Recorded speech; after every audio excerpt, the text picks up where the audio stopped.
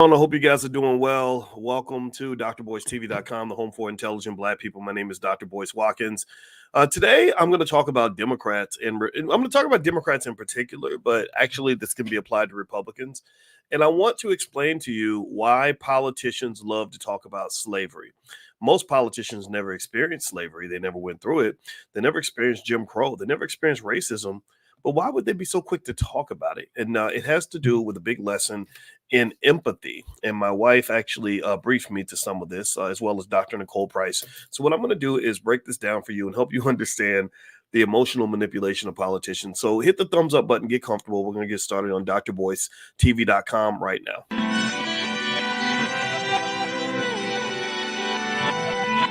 Here we are, clan the isms, cataclysm, great.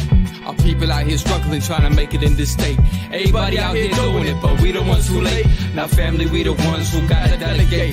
Get that money in the power, never be fake. Stick to co-sign for 3. What did he say? Create jobs, support our own. Educate the same and buy back your home. Got 3 degrees, triple 10. 3 PhDs, now we on the CNN. DBTV, let's talk about negligence. Ignorance is bliss, but we can turn it to intelligence. Believe none of what you hear, half of what you see. Let's break it down here on Dr. Boyce TV. Here we are. Hey, what's going on, guys? Welcome to drboycetv.com, the home for intelligent Black people. My name is Dr. Boyce Watkins, and I hope you guys are doing well. I want to say hello to everybody. Good afternoon, good morning, whatever it is, whatever part of the world you're in. And I also want to say, do a quick audio check really quick. Give me a quick yes if you can hear me okay. Let me know if you can hear me. I'm looking through the chat, and I see Thomas Miller says, I vote you return the money that you helped Jay Morrison steal from Black Americans. Well, actually, Thomas, I hate to disappoint you, brother, but actually I did not own any piece of the Tulsa Real Estate Fund other than the $10,000 I invested, and I did not get any of that money back. And so, unfortunately, the Tulsa Real Estate Fund did not work out. And also, I was not affiliated. I was not in a board meeting. I was never in any meetings to create the fund or anything like that. So I don't know anything about the management of that fund. However, if you were in the Tulsa Real Estate Fund, Thomas, you should reach out to them and talk to them, because I know that there's some people upset about it, and as you should be. But just remember, when you invest, do your due diligence, because at the end of the day, investment does involve risk, and there is a chance that the investment may not work out. So anyway, with that being said, I want to say hello to Yoshika and Richard Knox. Good to see you. I see, let's see who else is in here. I see Vincent. Good to see Vincent from the Philippines. Let's see, Lamont Watkins. Tia, good to see you. All right, so everybody can hear me okay? All right, if you can hear me okay, let me know if you can hear me, and then we can kind of get started on this conversation. All right, so let me tell you what was on my mind. My wife, you may or may not know this, but my wife actually is a licensed therapist and a full professor of social work. And there she is actually. We came back from Egypt, and she ran into Brittany Griner in the airport. How funny is that? So this is the picture of my wife and Brittany in the airport. And Brittany is just as tall in real life as she is on TV. And her voice wasn't as deep, but if you saw Brittany, she mentioned she was about to be a pops. And that's debatable as to whether or not she could be a pops. But hey, it's up to you to decide what it takes to be a pops. But anyway, she was very nice. And my wife took a picture because our girls support the WNBA. And that's what it was. But anyway, my wife is a licensed therapist and a full professor of social work. And she does this book club where she talks about relationships. And as you know, all she does all day is she talks to individuals and couples and families about their relationships. And I've mentioned to you all that broken relationships is a multi-trillion-dollar loss for the African-American community. It is something that costs us dearly on a regular basis. And it's up to us to decide if we're going to fix that. So anyway, one thing that she does as a public service is she runs a book club where she's reading a book out loud right now called How to Be an Adult in Relationships. And she's actually doing that later on today on Fly Nubian Queen. If you want to get an invitation to my wife's book club, it's free. Just text the word love to 87948. Text love to the number 87948, and I'll have her send you a text to let you guys know that she's going to go live. She's going to actually do that tonight. She does it every Sunday. And so anyway, one thing that she brought up to me that made me sort of think to do this conversation today is she talked about how in relationships, people can use empathy. And Dr. Nicole Price, also shout out to her because she also has talked about this. They can use empathy for manipulation. Empathy, that ability to really feel your pain, that ability to understand what you've gone through, that ability to kind of connect to whatever it is that you're concerned about, that people use that as a tool of manipulation, where it might pretend to be love and it might look like love, but it's not really love. And politicians are masters at the use of empathy to get you to do what they want you to do. In fact, Dr. Nicole Price, who gave a TED Talk in Morehouse recently, talked about how pimps are really good with empathy. Let me know if you've noticed that. Like pimps are smart. Pimps know how to figure out where your pain points are. Pimps know how to manipulate you strategically to get you to do whatever. And next thing you know, you're on the corner in a mini skirt because you think this man loves you, but really he never loved you. He just sort of knew how to trigger whatever pain and trauma you experienced as a child. Let me know if you've seen this before. So, and some of you may have been pimped in your own relationships. So the biggest pimps in the world to me are politicians, not just the Democrats, but the Republicans too. I think that the Democrats are probably better at manipulating black people because they depend more heavily on the black vote. The Democrats get more black votes than Republicans do. Republicans are trying to become the pimps. They're trying to replace the original pimps. But right now, so far, the Democrats are the biggest pimps on the block, not because they're liberal or conservative, but because they just they get more black votes than anybody else. So I'm going to read some stuff to you guys that will help you to understand how this empathy, how this sort of like, I feel your pain, I know what you've gone through, you went through slavery, how that is not only used to manipulate you and to trigger you, it's also used as a way to avoid actually doing anything. I'm not telling you not to be a Democrat. Let's just start right there. I have to do this every conversation we have about politics because one way the propaganda works is they try to label people like me as Republicans. You're never going to call me a Republican just because I don't vote for Democrats. I'm never going to let you enslave me. This ain't 1822. You're not doing that to me. So F you if you think you're going to come in here and use propaganda. So anyway, give me a guess if you agree that a person who is not a Democrat is not necessarily a Republican. Also, give me a yes if you understand that I'm not telling you who to vote for. And also, in fact, actually, when I talk about economics, another thing, when I answered the brother earlier about the stuff going on the Tulsa Fund, I told you guys I don't give investing advice on this platform. I'll tell you what I'm invested in, but I do not give investing advice. So do not do something just because I said it.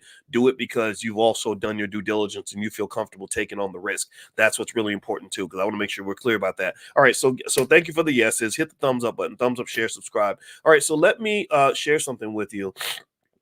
And this is something I played this before, but I'm bringing it back up because I think it's worth talking about. Kamala Harris, this is Kamala Harris talking about reparations and slavery. And I want you to listen to this very carefully. And here's what I want you to listen for.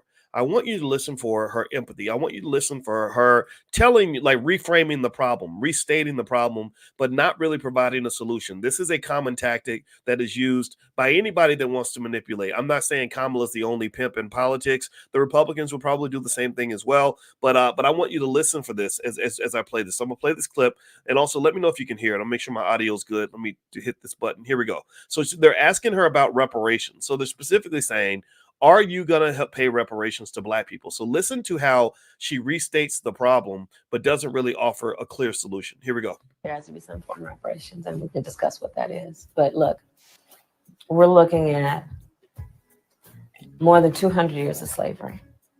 We're looking at almost 100 years of Jim Crow. We're looking at legalized segregation and in fact, segregation on so many levels that exist today based on race. And there has not been any kind of intervention done, understanding the harm and the damage that occurred to correct course. And so we are seeing the effects of all of those years play out still today. As president, you would be willing to lead a conversation on what reparations for black people would look like. Yeah, including things like what we should be doing to take very seriously undiagnosed and untreated trauma. Do you support reparations for black people? Well, listen, again, we had over 200 years of slavery. We had Jim Crow for almost a century. We had legalized discrimination, segregation, and now we have segregation and discrimination that is not legal but still exists and is a barrier to progress. We have disparities around housing. We have disparities around education. We have disparities around income. And we have to recognize that everybody did not start out on an equal footing in this country. And in particular, Black people have not. Let's really be clear about that. So I'm not going to sit here and say I'm going to do something that's only going to benefit Black people. Okay. So did y'all hear that? Give me a guess if you heard that. Let me know if you heard that. And Yusuf says, please stay talking about finance instead of politics. The fact that you seem to talk about politics and never mention policy shows that to be in there talking about clips and okay, yeah, well, you know what? Finance is politics and politics is finance. So if you don't understand the connection between the two, then maybe perhaps there's something I can explain to you. If you are black, one thing I need you to understand is that the reason that your vote doesn't really matter very much is because of the financial situation that you're in. The reason that your vote it gets muted, the reason that your vote doesn't have the weight that it should, is because there are two types of people in politics. There are two types of people that try to move the political needle.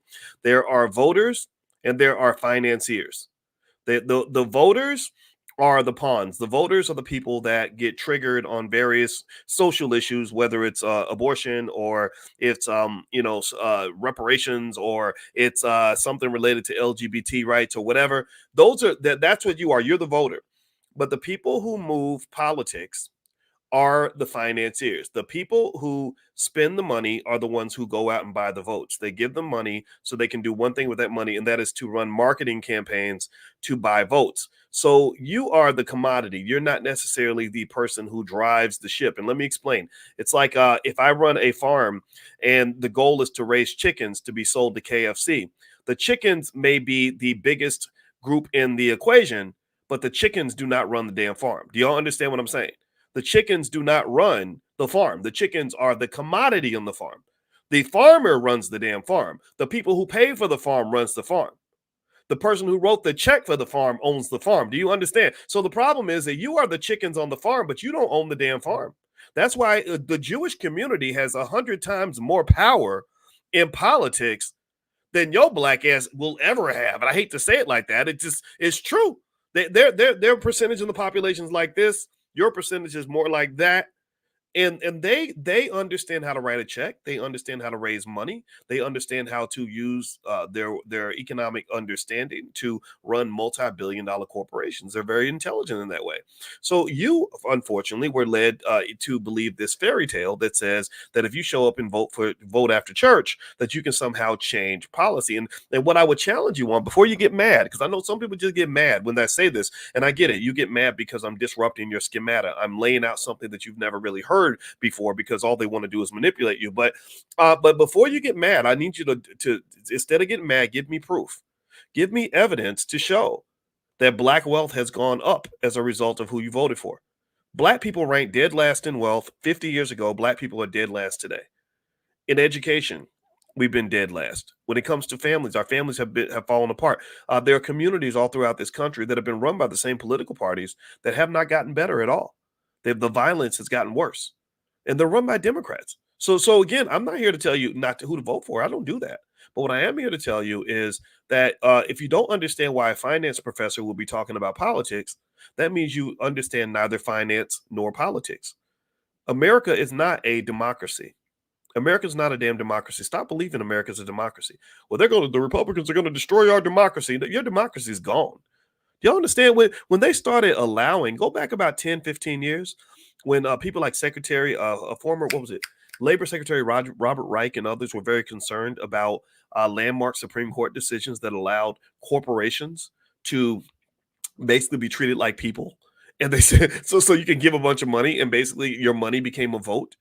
That's what your democracy died when the money got into the equation. Money is like a powerful chemical that you maybe should use to clean your sink, or you should use it to wash your car or something. But if it gets in your bloodstream, it's going to kill you. So money should flow through our society. Money is very important. But when you let money get into your politics, it destroys your politics. So your democracy, stop thinking you're saving democracy by whoever you're voting for. You can't save democracy. Your democracy is gone. It's buried. It's buried under the money. That's it. So that's one of the reasons why, as a finance professor, I tell black folks all the time, I say, our solution is not in the politics, it's in the money.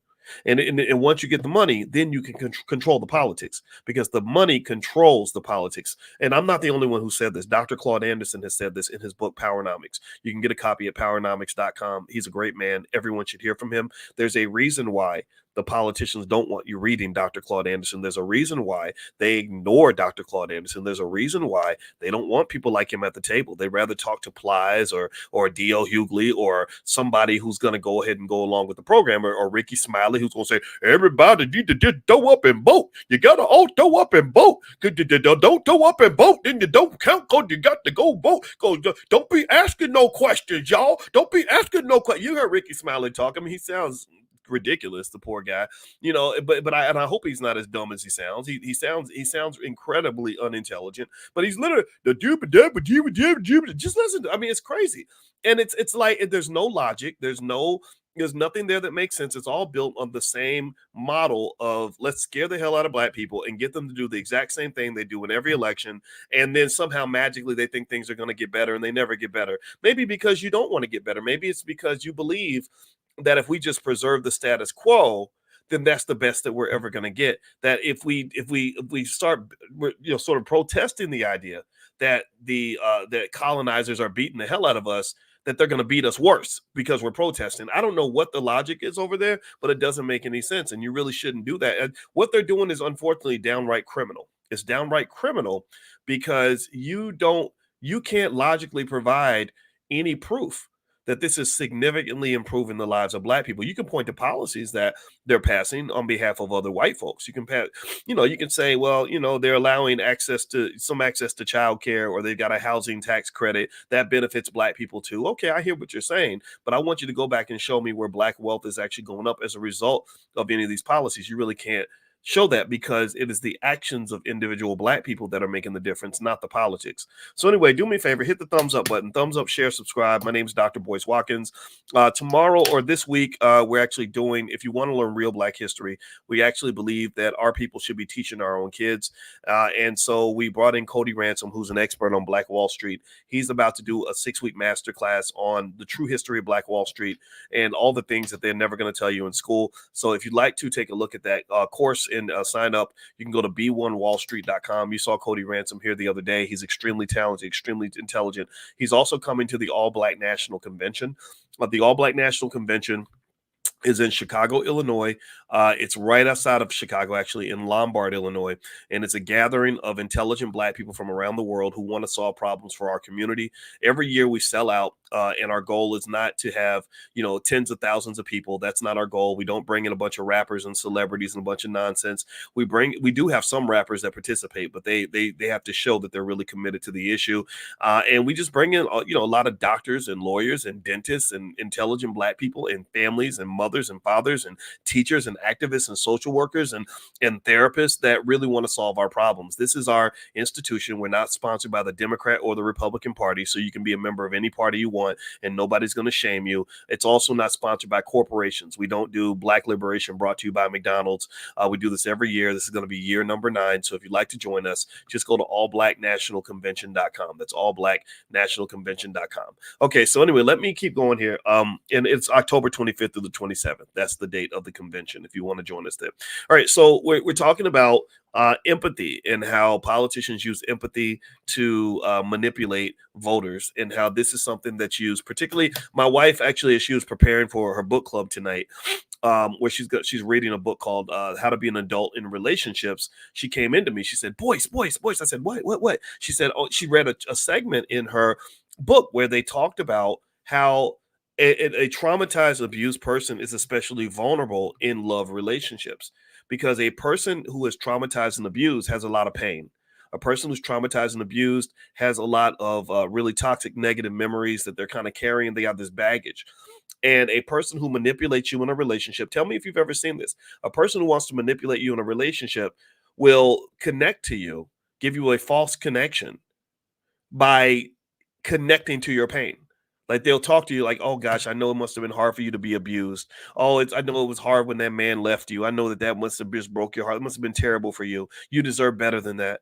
Oh my gosh, you need a man that's going to treat you right. Tell me if you've seen this before, right? Tell me if you've seen this type of pimping before. And what she said is that, unfortunately, that's why abused, traumatized people get slapped around like little rag dolls.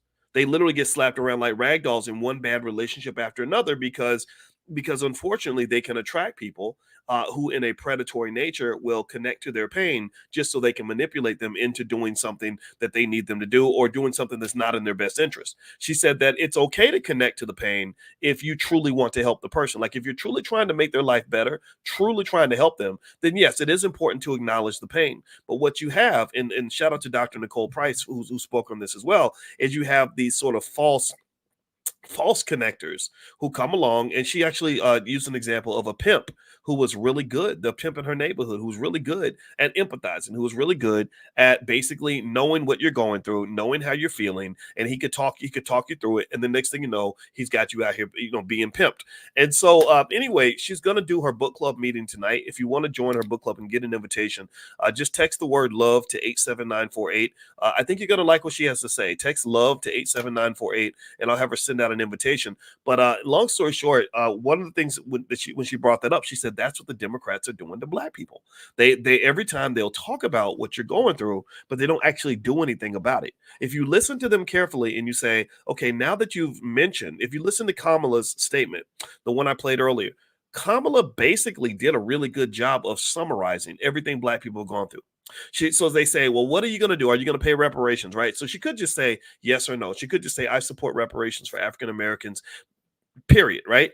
But instead, she pauses and she goes, well, let's see what you got. First, you have hundreds of years of slavery, and then you have another 100 years of Jim Crow, and then you have another, right? And she lays out all of the problems and all of the effects of the problem, but does not lay out a solution to solve the problem. So I'm gonna play this one more time for those of you who just came in, because I think this is really powerful in terms of understanding. If you ever want to understand the source of Black political manipulation, I think this is a good place to start. No, so I'm not gonna sit here and say I'm gonna do something that's only gonna benefit Black Hold on. people. Let me I play think this. there has to be some form of reparations, and we can discuss what that is. But look, we're looking at more than 200 years of slavery.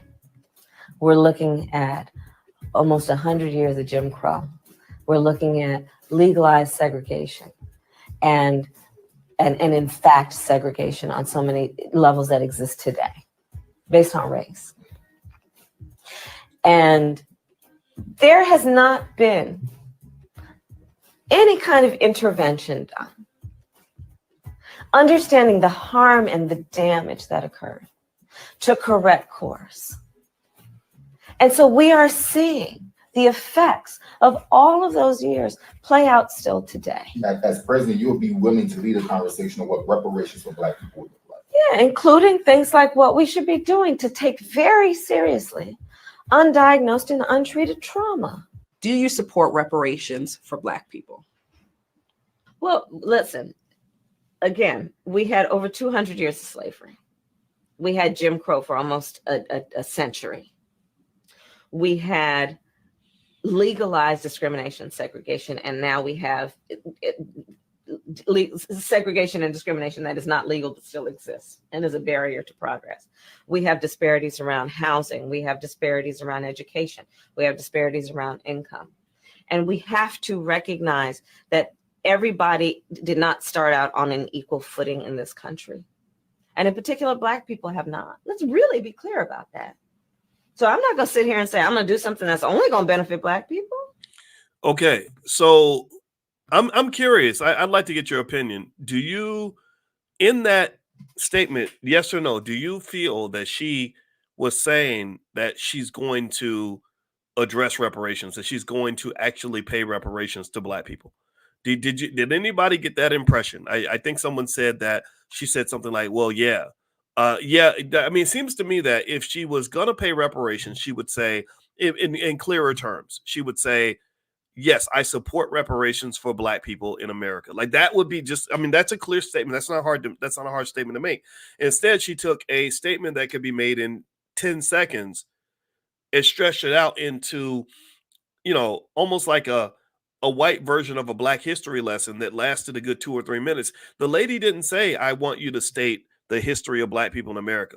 She didn't say, can you explain all the different ways that Black people have been oppressed? She didn't say, or the man didn't say, hey, can you just give me a summary of the last 400 years of things that you think that we don't know about our own experience? He didn't ask for none of that. He didn't ask for any of that. So, and if you notice also, the talking points are almost identical 4 years apart. The exact same thing she said in 2024 with the root is similar to what she said in 2020 with the griot. And also notice that that they tend to want to speak with outlets that are more forgiving, right? Now, again, nothing against the root and the griot, but the root and the griot are kind of vote blue no matter who. Unfortunately, that's kind of where they end up fitting. They don't really have the credible threat to say, if you don't deliver, we out of here. If you don't give us what we're looking for, we're gone. We're not supporting you if you don't. And that's really what you honestly need. If you really want to make things happen in politics, you have to have what they call in political science. They refer to this as a credible threat. You have to have a credible threat to say, if you don't do what I say, then you're not going to get the compensation that you're asking for. You have to be able to do what your boss does. Your boss says, look, if you don't show up to work, you're going to get fired. Period. Your boss doesn't say, we're going to ask you to show up for work, and you can if you want to, because we know we can't fire you because, you're the only person that we have that can do this job. So you can come to work if you want. We're just going to politely ask you. And hey, if you don't, that's okay, bud. That's all right. They don't do that. They don't say, tell me, am I lying or what? Like they don't tell you show up if you feel like it. Because a lot of y'all, if you didn't have to go to work, you wouldn't. You'd say, I stubbed my toe this morning and my foot hurts, so I'll be in on Tuesday, right? But what they say is, they say, look, if you don't bring your ass to work, you're gone. You're out of here. They have a credible threat. And so ultimately, it is the lack of a credible threat from the Black community that tends to cause this benign neglect. That's the specific term that's used. Benign neglect is where you pretend to pay attention to something, but you really don't. You kind of act like you care, but you really don't. When it comes time to put the foot to the fire and actually get something done, you don't actually show up. So that's what you're getting in politics. And this is a dogma. This is a policy that's been in place for a very long time. And this is something that works particularly well with African Americans because African Americans are accustomed to being ignored. So because you are accustomed to being ignored, you sort of get in this space where you're like, yeah, as long as you acknowledge us, as long as you just let us know that you see us, then that's enough for us. That's enough. And some of us are saying, no, that's not enough. You have to do more than acknowledge us. Now, I'm actually show y'all something. This benign neglect, this sort of need for acknowledgement, this low self-esteem thing, it doesn't just happen with Democrats. I saw a video today. I put it on my Instagram. My Instagram is Dr. Boyce Finance, by the way. And I share stuff on my Instagram that isn't going to make sense to you because it's not like I only sit around and post financial stuff all day. But I do have another Instagram, Dr. Boyce Money, where I only put financial stuff. But this is where I put anything that's interesting to me, anything that's funny or whatever. So check this out. This is where the Republicans, the Black Republicans, had an event. And they were having some sort of Black MAGA thing or something. And they thought Trump was coming to their Black Republican event, and Trump stood them up. And this reminded me of when that Black woman was looking for that hug from Joe Biden, and he kind of blew her off. So anyway, check this out. Here it goes. The Black delegate event during the RNC, and something really interesting happened. The event was taking place away from the main convention center. And in the middle of it, unexpectedly, former President Donald Trump's motorcade could be heard approaching the event from a distance. People have been having a great time before that moment, but you should have seen the excitement on people's faces when they realized it was Trump approaching their event. It really felt like this big moment of acknowledgement, the perfect punctuation in a banner year for Black Republicans. Journalists and news crews were scrambling to get into position to make sure they captured that moment when he comes to this event. But then his motorcade just drove by. It turned out he wasn't coming to the event. It wasn't on his schedule. He waved at us. The disappointment for this group of Black Republicans was tangible and kind of poetic. Make American politics inhospitable to racists. I'm all in on that platform. But the reality is that racists, or at least racism enablers, were present and accounted for at the RNC. They were given stage time, had exclusive access, and seemed central to the whole operation. And I'll tell you what did not feel central. Black people. I actually attended the Black delegate event during the RNC, and something. Okay, so you guys heard that. I don't know who this brother is. Feel free to shout him out. if you know his name. And it seems to me that he believes that the racism in politics tends to belong exclusively to the Republican Party. And I don't doubt him for a second when he says that Republicans don't necessarily care a whole lot about black people. I don't doubt that at all. I would just say that number one, I think Democrats show the same propensity to not care about black people. When I was working with Ice Cube, the rapper, to get the Democrats and Republicans to pay attention to the black community, we got a call, or he got a call, and he called me to tell me about the call from a leading black Democrat who basically said, behind closed doors, she said, "Thank you for doing what you're doing, because our party firmly believes that black people don't deserve anything." She said, "It is very difficult for us to get anything done." And she said that it's because black people are so complacent that they don't demand anything. She said that they are accustomed to black people being happy with whatever they can get. So when we come in and say, "Hey, we're giving you our vote, we want something from you." And this is a Democrat. This is a high-ranking Democrat who said this. She said they ignore us because they're like, "Why should we do anything for black people? Because black people don't ask for anything."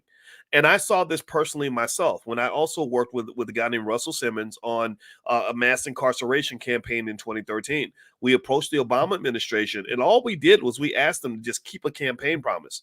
That's all we did. All we did was we said, "Hey, you said you were going to change incarceration policy. We'd like for you to do that, please." And they fought us tooth and nail. And I put this on a stack of Bibles. I put it on everything I love. I put it on my late grandma. And y'all know how much I love my grandma.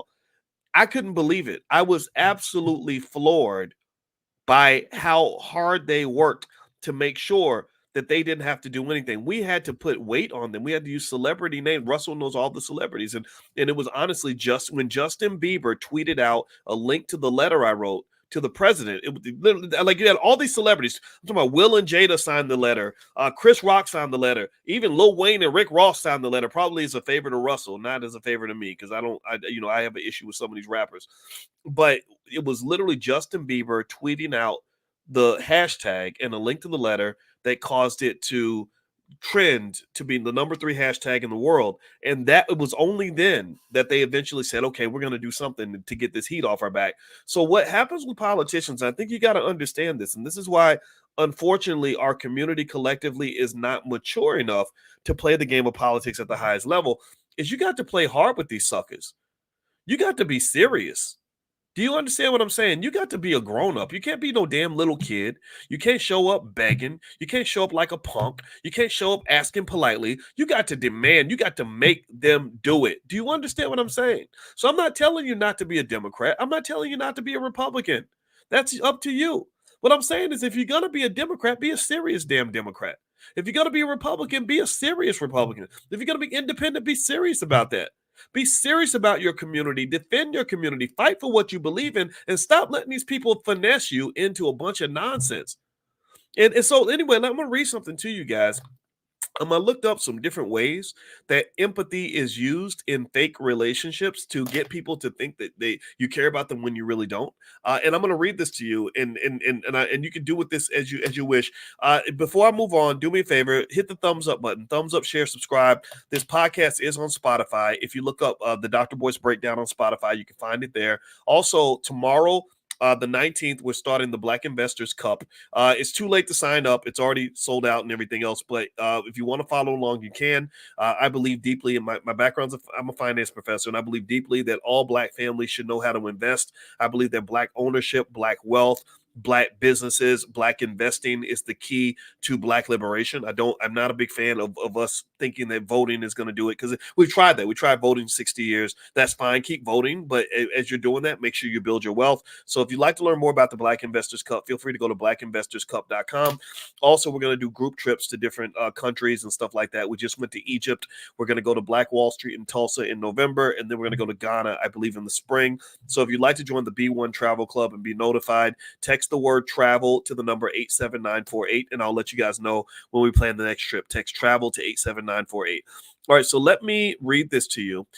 This is basically a set of ways that empathy can be used as a tool for political manipulation. Y'all ready? Let me know if you can hear this. Number one, emotional appeal. Empathy allows candidates to connect emotionally with an oppressed group by acknowledging their struggles and showing understanding. This emotional connection can make the group feel seen and heard, increasing their trust in the candidate. So if you notice, that's one of the things that both Trump and Kamala use, is they use this emotional appeal to let you believe that you're seen and that you're heard. And we say, oh, thank you so much for acknowledging us, but then nothing actually gets done. Promise of change. By displaying empathy, candidates can position themselves as champions for the oppressed, promising policies or changes that will address their specific issues. This can lead to the perception that the candidate genuinely cares about their well-being. Now, I don't know exactly what Kamala cares about. I don't know exactly what Trump cares about, but I assume that Kamala and Trump probably care about Kamala, and they probably care about Trump. I think Trump cares about his money. Kamala cares about her power. Kamala, if you look at her history, she's, she had strategic relationships with Doug Emhoff, her husband, as well as Willie Brown and all this. And it seemed to me that she was kind of wiggling her way to the top. If you look at the history of Kamala, when she was with Willie Brown, she didn't have much power. She was an assistant district attorney or something. And then suddenly when she got with Willie in that relationship, suddenly she got all these powerful, important positions, which made a big difference in her political career. You can't walk away from that. It is what it is. You can make of it what you want. With Trump, he got his power mostly from his family. His father, Fred Trump, gave him millions of dollars to let him go out and do a bunch of business stuff, and he became a real estate guy. And a lot of people don't know this, but a lot of rappers and black people really looked up to Trump up until he became a Republican. When he became a Republican, the Democrats said, well, you can't be his friend because he's not a Democrat. And so suddenly we put that whole racist label on it. But if you go back 15 years, you won't see people calling them racist. You'll see every rapper, every black person, every black celebrity, every black activist running to take pictures with Donald Trump. And this to me is it's part of that whole manipulation. I'm not here to say the Republicans aren't racist. I'm never going to argue with you about that. Fine. If you get caught up in what white people think about you, then I'm going to agree with you 100%. But what I am going to say is that you have just as many racists in the Democratic Party as you do in the Republican Party. The Democratic Party racism is insidious and problematic because they expect to have your vote. They demand to have your vote.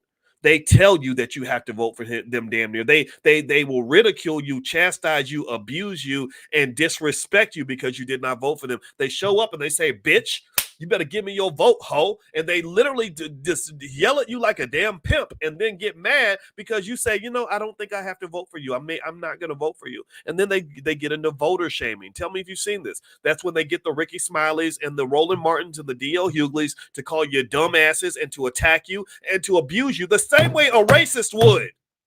That's what a racist does. That's what a racist does. A racist is a person who tells you, you better do what the hell I tell you to do. I'm going to whoop your ass.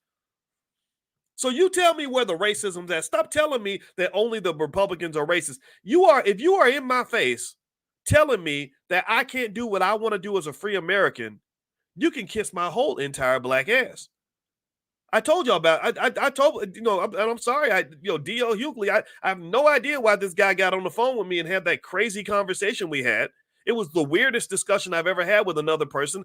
I felt sorry for him. I said, you're out of your mind. So my point is, I said, wait, so you're up here telling me that because I don't vote for whatever white man you voting for? Because I'm sorry, Kamala ain't really African American. Kamala is half Jamaican. Good for her. I love it. Great. But that ain't African American. That is not African American. They pick specific kinds of black people because they want to avoid you. They don't want to talk to African American people about African American issues. They want to talk to rappers, or they want to talk to people who are ambiguously black, mulatto, bilingual. That they call that the Bougie Buffer. That term, there's a term for that. Did y'all know that? Did y'all know people like W.E.B. Du Bois versus, say, Booker T. Washington? 100 years ago, they talked about this.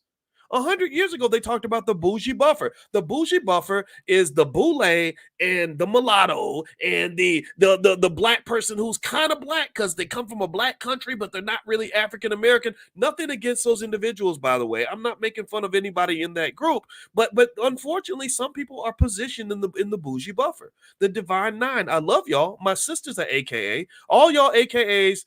I give a big ski wee to all of y'all because I love you. I had a relationship with an awesome AK. I almost married an AK. My sister's an AK. So y'all are my sister-in-laws, but y'all are part of the Bougie Buffer. If you are in there saying everybody needs to go vote for this person and you can't tell us why, you can't give us specific reasons why our lives are going to get better because of this, or you're somehow denying our right and our ability to make our own decision, then you've been positioned as part of the Bougie Buffer. Because yeah, you're going to get a better black job. You might get a couple of opportunities from it. There are some elites that will benefit if Kamala gets into the White House. But if you go, I dare you to go down to the west side of Chicago, and I want you to see if fewer babies are being shot in the west side of Chicago as a result of this election. And when you go look at black wealth and you measure black wealth and whether or not we're closer to getting reparations or business ownership or the wealth levels that we deserve, I want you to see if any of all this voting that we've been doing is making a difference. Unfortunately, in the black community, politics is kind of a sport.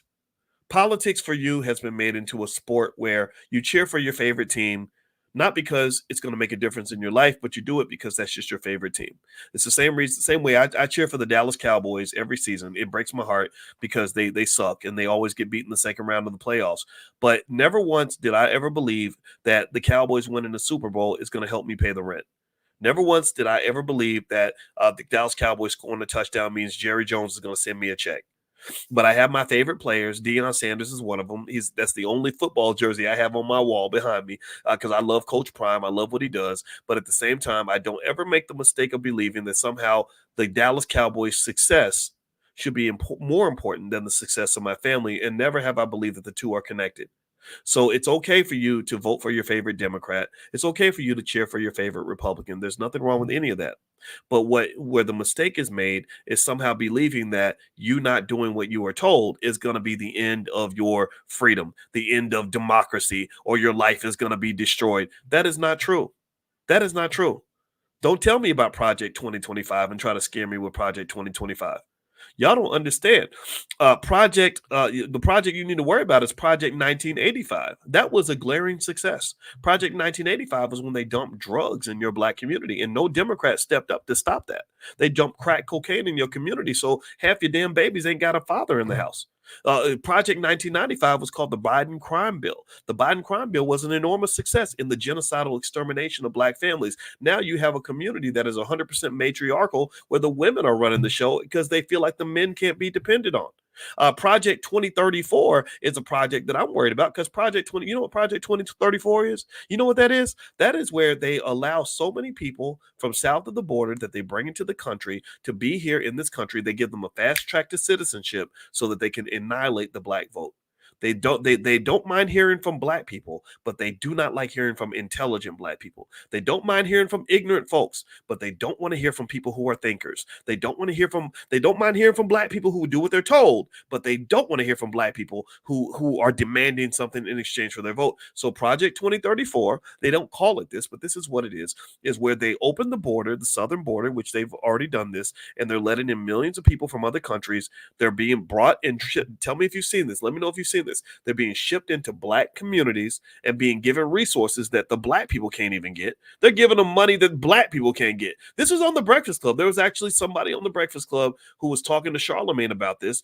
And he was basically saying that they're giving them resources that black people can't even receive. Black people have been asking for this for the longest, and they don't give it to them. Let me see if I can find this. You know what? I'm not gonna find it. It's a Breakfast Club clip. I put it on my Instagram. My Instagram is Dr. Boyce Finance, so you can go check out this clip. Go check out this clip.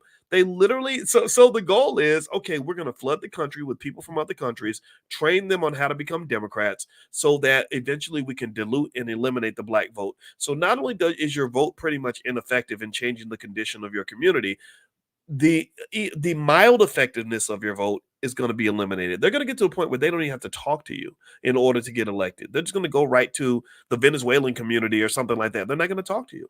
So that's what I see. So if you talk to me about Project 2025, I want you to talk to me also about Project 2034. I want you to talk to me about Project 1995, Project 1985, and then also Project 1965, where Secretary McNamara sent 100,000 black men over to Vietnam. And that was the beginnings of destroying the black family, because a lot of those men were told, they were lied to and told they were going to get skills and jobs, but they were dropped into infantry. So a lot of black children did not have a father because of what they did in the 1960s and 1970s. So they've been doing this to you. They've been doing that to you. And by getting you to focus on what the Republicans are doing, that's sinister, they get you completely missing what the Democrats are doing. And I'm just going to tell you, I get a lot of heat because of the way I talk on these issues. But the thing is that most of these people who get mad at me, they can't prove me wrong. They can't prove to me that this stuff actually works, that it actually makes a difference.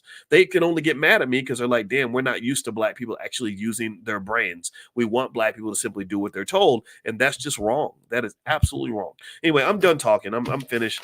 I'm going to let you guys go. Again, my wife is going to do her book club tonight. If you text the word love to 87948, I'll send you a link so that you can join her tonight if you want. She's a relationship therapist and a licensed she's a licensed therapist and a full professor of social work. And so she's reading a book called How to Be an Adult in Relationships. One thing that we believe in is twofold. One, that black people need therapy. If you don't heal from your pain and your trauma, then you're never going to build wealth. You're never going to build family. You're never going to be able to build the community that you're looking for. So that's something that we deeply believe in. That's why we created the first ever Black financial therapy department in the Black Business School. Second of all, we believe that that really, when you're talking about relationships, there's a specific skill set that you should obtain that will help you to have those better relationships. So that's one of the things that she's doing by reading this book, How to Be an Adult in Relationships. So if you'd like to be invited, text the word love to the number 87948. And also we have some resources available to you if you want to get some financial help, or if you want to learn about things like stock options. My PhD's in finance. I talk about finance every single day. So feel free to go to drboyceoffers.com. That's drboyceoffers.com. And there's some stuff on there that can help you.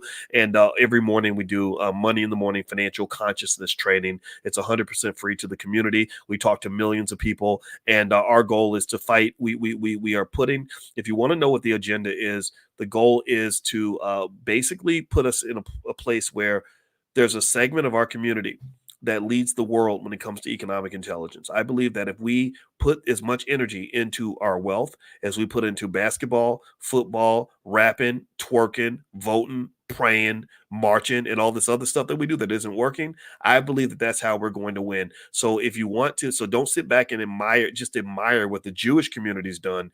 I can teach you what they've done. I can explain to you what they've done. I've been a finance professor for a long time. I taught at the University of Kentucky, Indiana University, Syracuse. There's nothing that they know that people like me don't know. So ultimately, if you want to understand how this game is played and you want to win this game, you got to focus on your wealth. You got to focus on your wealth. You got to focus on your wealth. And then as you focus on your wealth, you must conjoin that with a focus on your mental and physical health.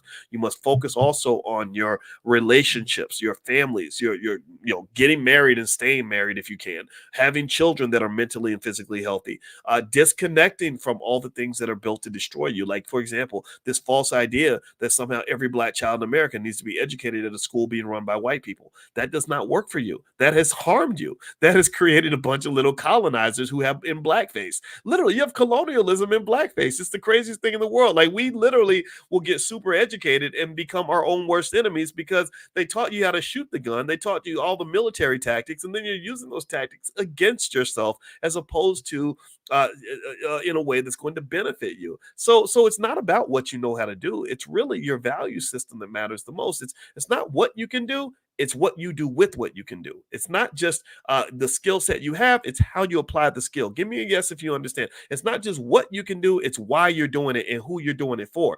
And one of the things that happened in China, this is really important. I brought this up to you guys. When China was the laughing stock of the world, when China was kind of like, 60 years ago, they were kind of where the black community is right now. Nobody took them seriously. They were way behind the rest of the world. Their productivity was in the garbage. They were just a joke. They were a joke of a country. Everybody was coming in and exploiting the hell out of them because they knew that this country would never be able to compete with anybody. Well, what happened in China was the same thing that's happening in the B1 community. What happened in China is that you had people who said, we're tired of this crap. We're tired of serving these colonial masters. And one of the rules that they put in place when they created the 100-year plan for world domination, they're about in year 60 of that plan, and it's going very, very well, is they said, we don't give a damn what you're doing in the world as long as if you're not doing it for China. That's what they said. They said China first. So instead of B1, which is black first, they had C1, which is China first. What they said is I don't care if you're a doctor, lawyer, engineer. If you ain't doing it for China, then it don't matter. Do you understand? So it wasn't just about what you could do. It was who you're doing it for.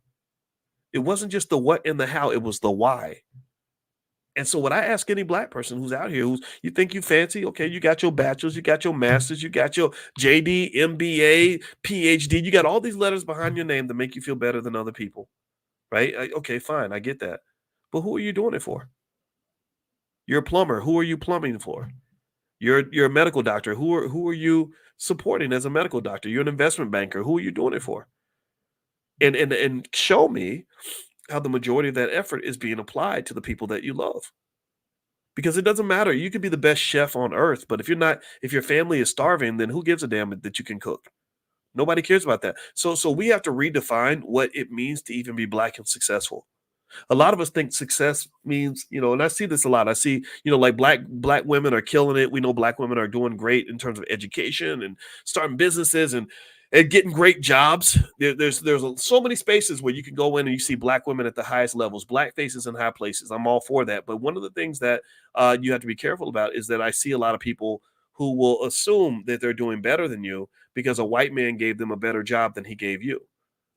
Like, oh, because I am the senior director of acquisitions at Merrill Lynch, that means I'm more successful than the black guy who drives the school bus or whatever. And I think you have to be really careful about that line of thinking, because if you go back to slavery, they always gave the black woman a better spot than the black man. That's a strategy. That's a tactic. That's the plan. They want to discoordinate what some might see as part of the natural order of things. Not to say that men automatically have to be ahead of women. I'm not saying that at all, but I'm saying that a lot of women don't respect men who don't make as much money as them. Tell me if you know what I'm talking about. They have a hard time respecting men who don't have the same power they have.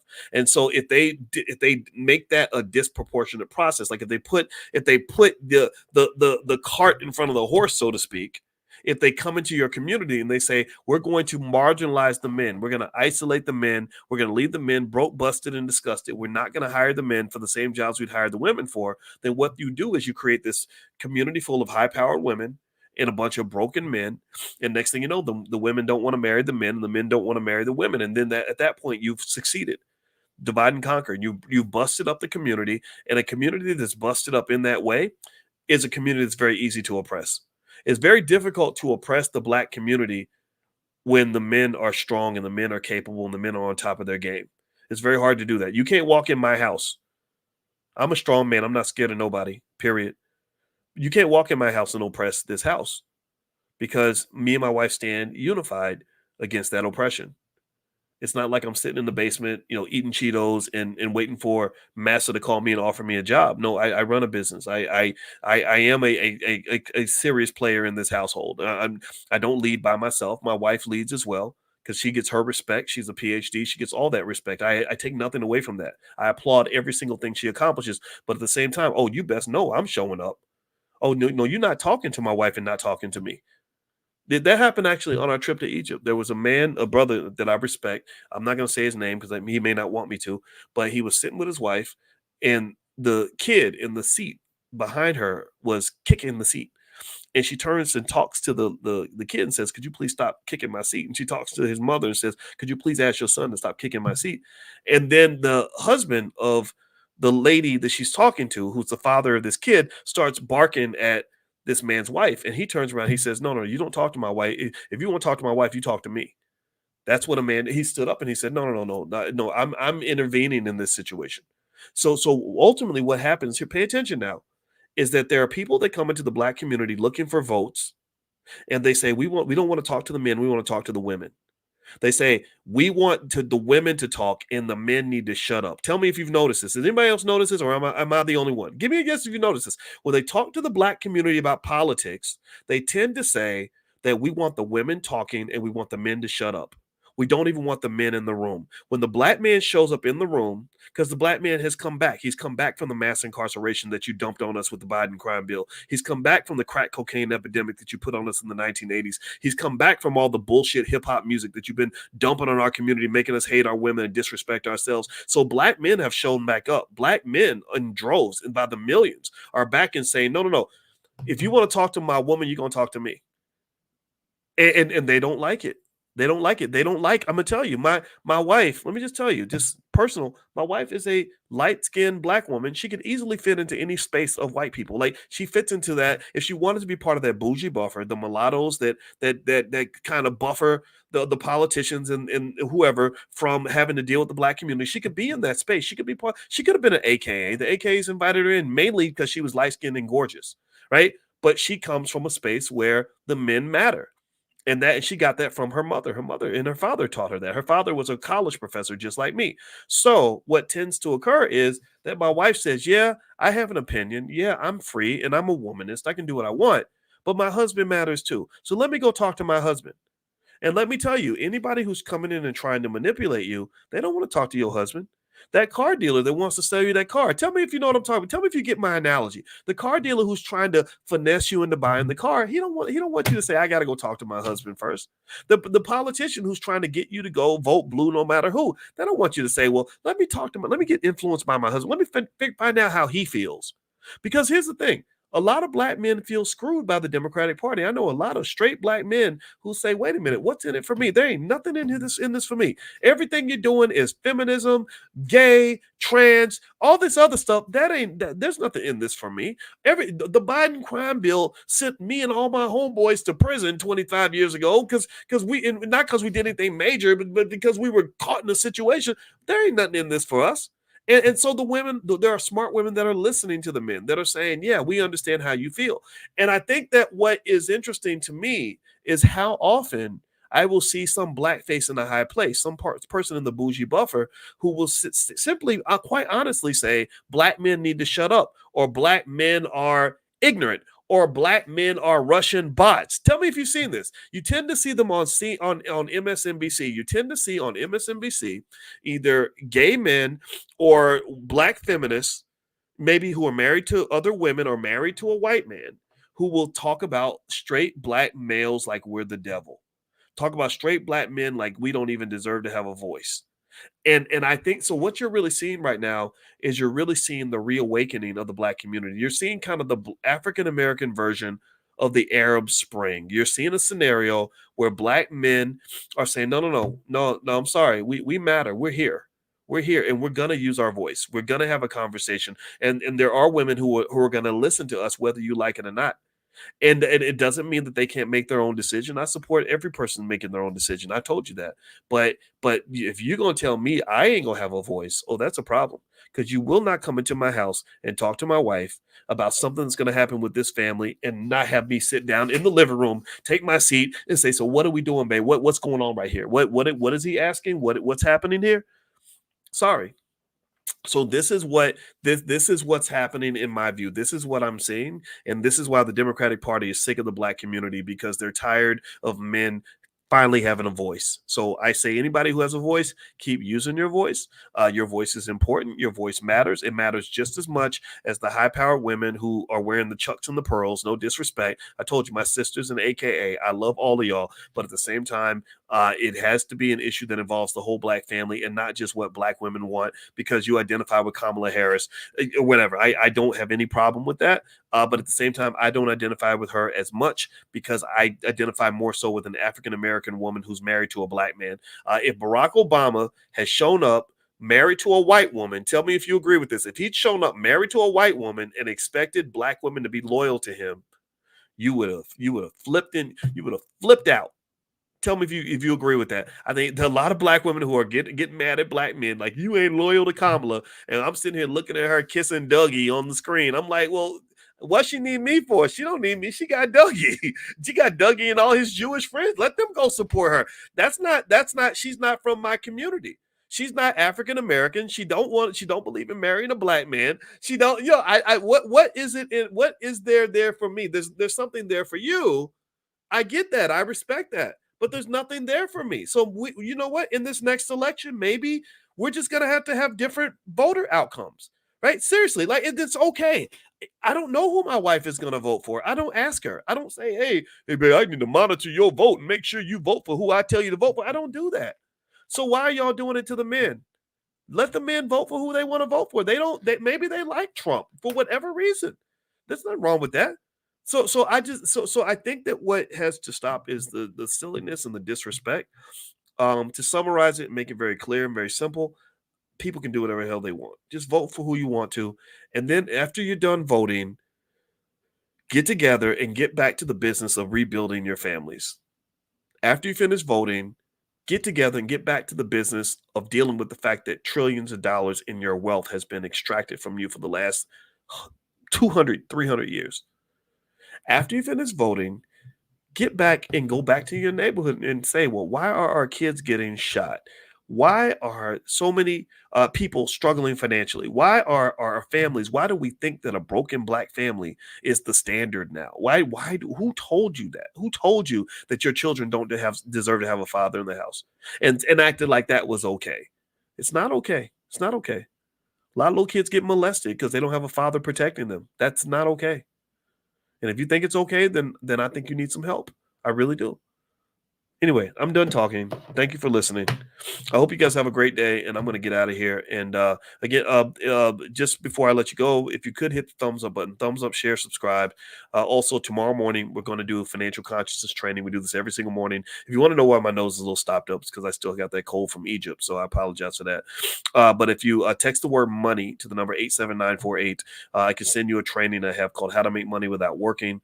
It's all about stock options. All through my doctoral program, we study stock options. And so there's some stuff I can show you that can help you make money by Monday. Literally, it's very straightforward stuff. So feel free to text the word money to 87948. And our goal is to help you in the wealth area. Why? Well, because that's what I believe in. I believe in wealth. I don't really believe in politics because I know too much to unknow what I know. I know when I look at the system, I say, oh, the money's driving everything. So if we figure out the money, then we figure out everything else. But you got people that just are all over the place, and God bless them. I wish them the best, but that's not the solution I believe in. I believe that if we get our wealth right, we're going to get a whole lot of other things right.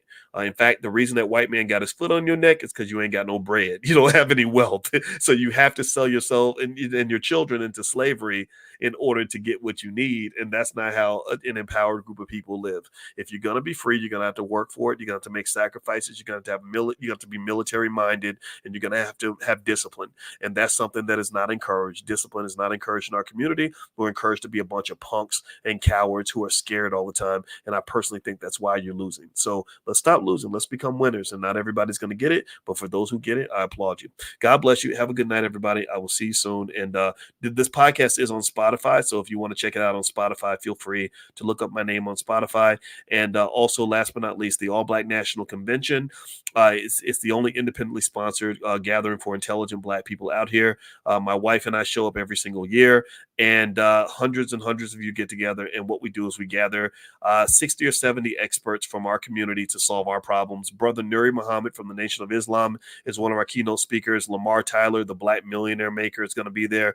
There is no corporate sponsorship, so this is not Black Liberation brought to you by Walmart. Also, there is no Democratic or Republican nonsense. We don't care what political party you vote for. We just want you to show up as an advocate for our community. So if you want to join us at the convention, it's going to be in Chicago, Lombard, Illinois, to be specific, right outside of Chicago, October 25th through the 27th. Bring your whole family, bring your wife, your kids, your husband, whoever, your significant other. I guarantee you're going to love it. It's like a great big family reunion. So feel free to go to allblacknationalconvention.com, and I'll see you guys there. So take care. Have a good night, everybody. Thank you so much for listening. I'll see you soon. Peace.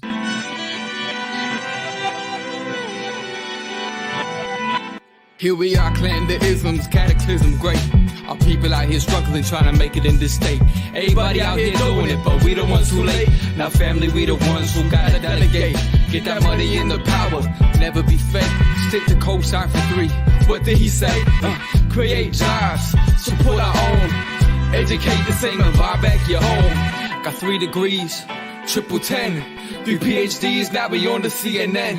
DBTV, let's talk about negligence. Ignorance is bliss, but we can turn it to intelligence. Believe none of what you hear, half of what you see. Let's break it down here on Dr. Boyce TV. Here we are.